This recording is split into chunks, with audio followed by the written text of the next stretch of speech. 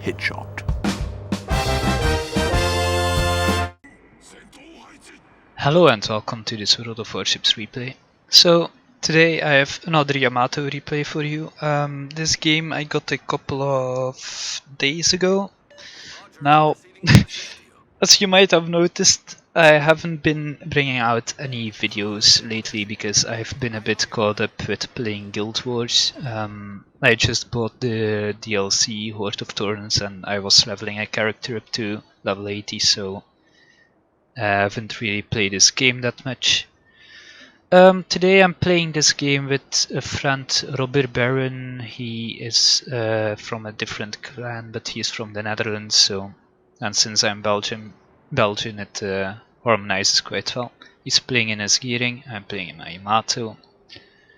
On the map Island of Ice. So today I will try to also give a little bit of tips for new players. Someone in my feedback video told me that it might be good as a veteran player of this game to give some tips and explain why I do certain things. So I will at least try to do that. You see me immediately heading south on this map. On Islands of Ice, it's best to cover B and C instead of A. A is a very difficult cap to push out of. As you can see, there's this very narrow channel and it's quite easy for destroyers to shut that off completely. It's also, yeah, just a very good bottleneck. And since our team mostly spawn on the bottom half of the map, it's just a bit better to go to C anyway. As you can see, there's already a fast mover in there, probably a destroyer. This game is quite destroyer heavy, not the way I like it. 5 destroyers in the game, quite a lot. Or Hindenburg is helping to push up a bit in the percentage, which is quite nice. Hindenburg is a good support ship. It isn't really a ship you really want in the front lines though. Moskva is maybe a bit better because it has radar. But anyway.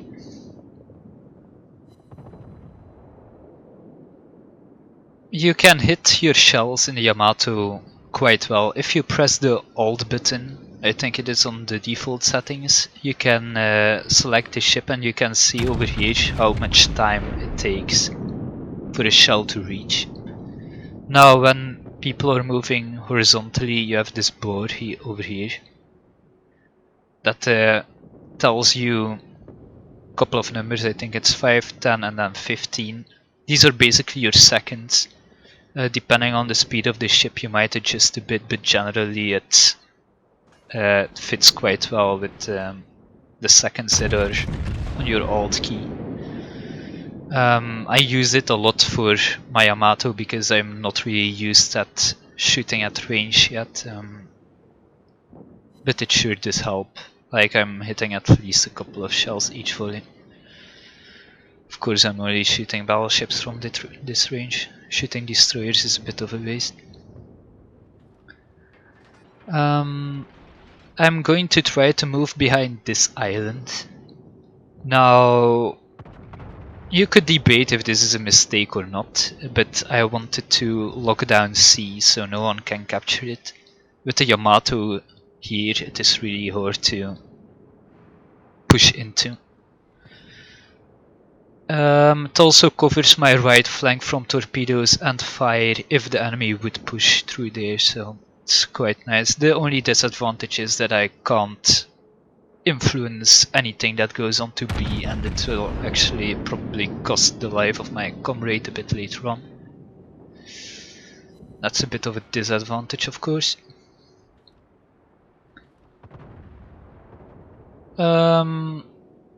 As said in the feedback, slow moments I will probably just fast forward a bit because watching a battleship sail isn't that interesting. but as we are already quite deep into the action, I will just let it run at normal pace. I'm now debating which target I should pick, but since the rear end of a battleship isn't that well armored, I chose to shoot the back of the Amagi. Also in an attempt to make him turn, because people tend to panic when they take heavy hits like he just did. Amagi is now turning. I really didn't think he would actually make that turn. I was quite impressed by his turning over here, but you're turning a broadside towards a Yamato, and almost all rules in the book say that giving any sort of broadside to Yamato isn't a good idea. As the guy just noticed. Yeah, sorry. A double citadel. Yeah, the Amagi's game is basically over already.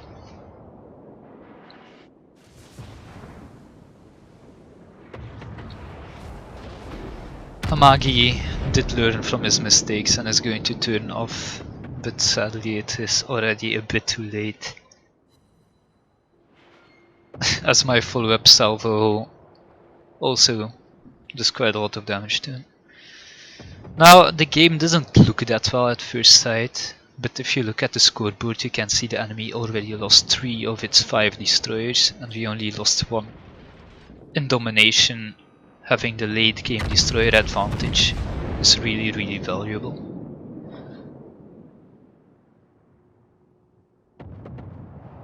Or Bismarck just managed to take out their Shimakaze as well. Extremely valuable.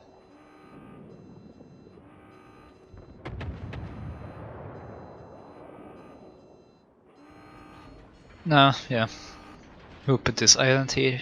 Now, this island is defending me quite well, so it isn't really much of an issue. I shoot a bit low here, but I wanted to hit the nose of the Friedrich instead of its deck. If I hit the deck armor, there's a big chance that my shots will just bounce off. But since I hit the nose almost directly, my shells penetrated it, which granted me 9000 damage. Friedrich is turning a bit, so just chose to shoot at the superstructure here, also doing quite a lot of damage. German battleships have quite a weak superstructure and you can do massive amounts of damage when you tend to hit them. Now this Zhao finally decided to start shooting me.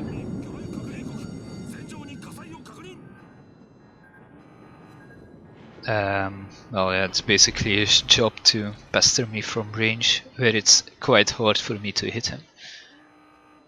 But as you could see just then, the torpedoes from the, I think it's the gearing, didn't really have a good angle on me, since this island is blocking a lot of the approach.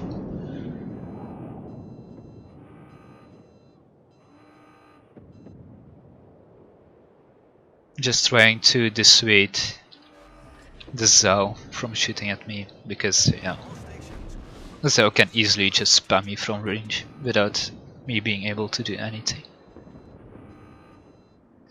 I wanted to support Robber Baron here, but thanks to this island I can't. This is the mistake I made,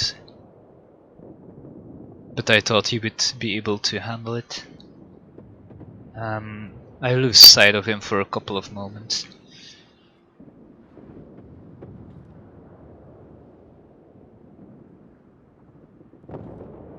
And it's a bit strange since the gearing managed to kill him.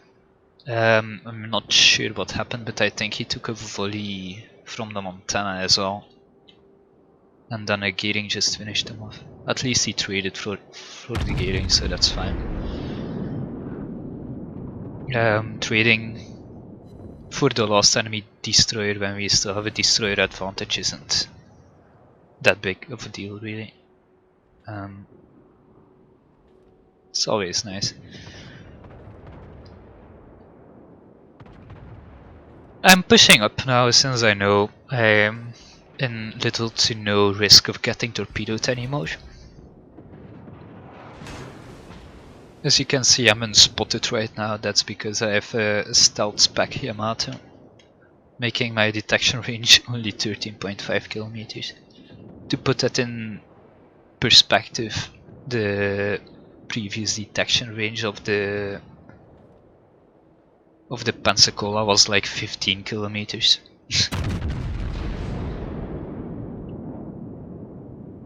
And my Otago is showing broadside. It's not that good of a move. Getting citadel, of course. He should be very happy that he didn't get one shot though. Yamato is one of the machines that tend to punish broadsiding quite heavily.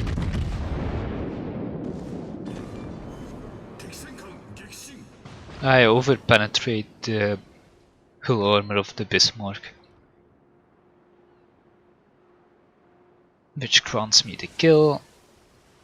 I'm reversing to get a better angle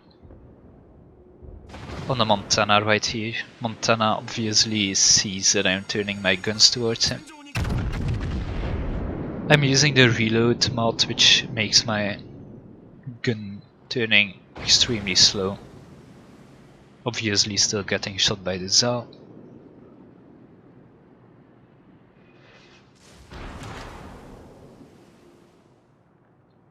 I'm not spending my repair party because he only put one fire on me.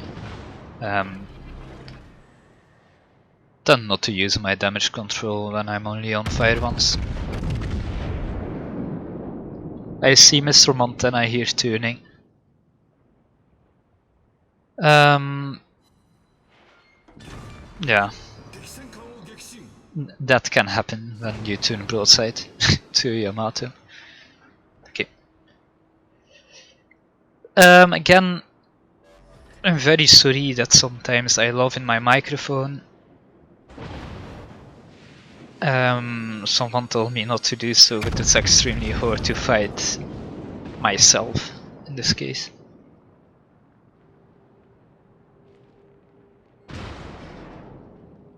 I'm trying to fend off the Otago right now. It's a bit annoying. If I wanted to go stealth at the moment, I couldn't. My detection range is just a bit too high, so I have to deal with one of those two guys.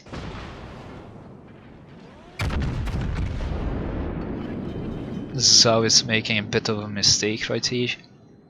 Sailing in a straight line again.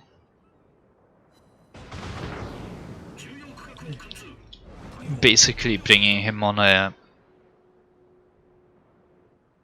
one shell kill. I just need to overpen one shell and he's done for.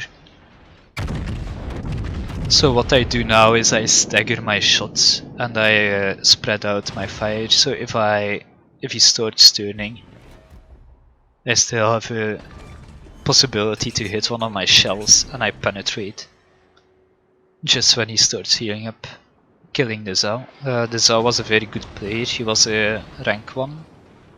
I think, if I remember correctly.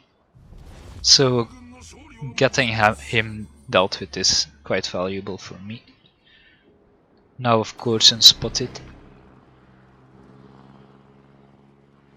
I'm going to speed it up a bit because I'm just basically chasing a cruiser right now. What you see me doing now is I try to draw out the fire of the Otago by shooting once and getting myself detected.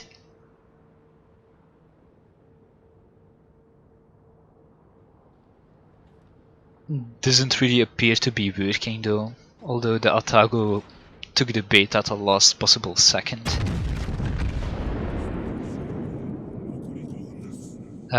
Basically trying to get my crack now because I'm already on 4 kills. A bit of a random torpedoes right here. Not really a big deal, I've got my 2 fighter planes circling.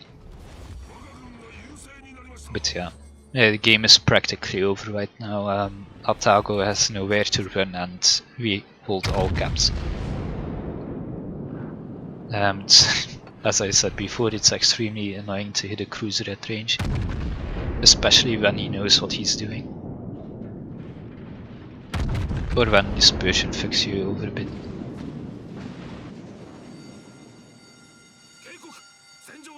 But well, that's basically game.